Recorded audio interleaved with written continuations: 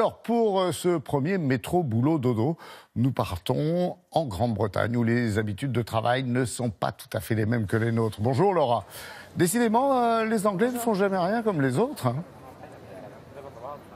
Oui, Laurent, c'est le moins qu'on puisse dire. Les Anglais travaillent plus d'heures que les Français, mais avec une plus grande flexibilité. Ici, pas de 35 heures. Un Anglais va travailler en moyenne 40 heures par semaine et il n'y a pas de RTT. Mais ce qu'on remarque aussi ici, c'est que les Anglais travaillent d'une traite, sans réelle pause déjeuner. En général, un employé va manger un sandwich devant son ordinateur. Et vous allez voir dans ce reportage que le télétravail est bien plus développé qu'en France et qu'ils peuvent aménager leurs horaires bien plus librement.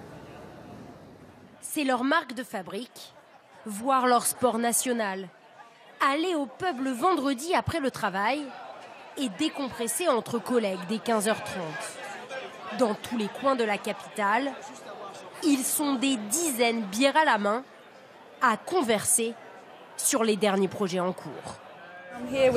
Je suis là avec mon équipe et on en profite, c'est vendredi après-midi. Quand on a une grosse journée et qu'on en a un peu marre, on rentre plus tôt. Je dirais que c'est une tradition anglaise. Aujourd'hui, par exemple, on a décidé de venir au pub pour parler de sujets délicats. Et on ne voulait pas en parler au bureau. Notre salle de réunion est donc ici au pub. C'est bien d'avoir ce genre de discussion dans un endroit convivial comme ça le vendredi soir. On travaille dur du lundi au jeudi. Alors le vendredi, c'est le moment de lever le pied. Finir tôt le vendredi et reprendre le chemin du travail le lundi. Dans son salon, Craig Budzik est au service clientèle d'une société informatique et travaille 3 jours par semaine confortablement installé chez lui. Pas de perte de temps dans les transports, pas de pause à la cafétéria.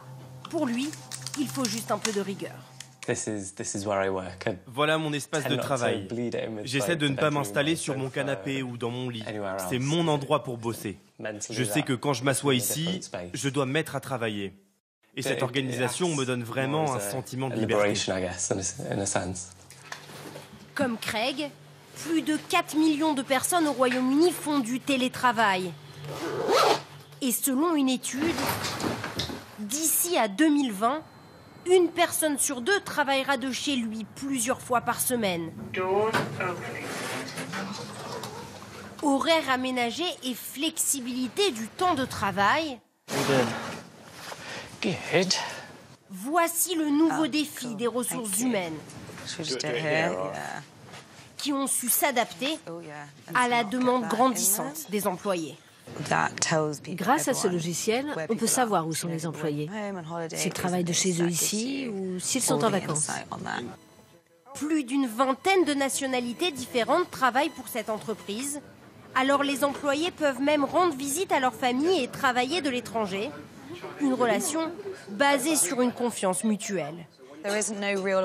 On n'a pas de moyen de contrôler exactement ce que fait une personne quand elle travaille de chez elle. On regarde juste si son travail est accompli à temps. Certains sont là de 9h à 17h, mais ne font pas grand-chose. On peut être assis à son bureau et ne pas travailler, ou prendre de longues pauses déjeuner. Selon une étude récente, un employé serait même plus productif lorsqu'il a la possibilité d'aménager ses horaires de travail.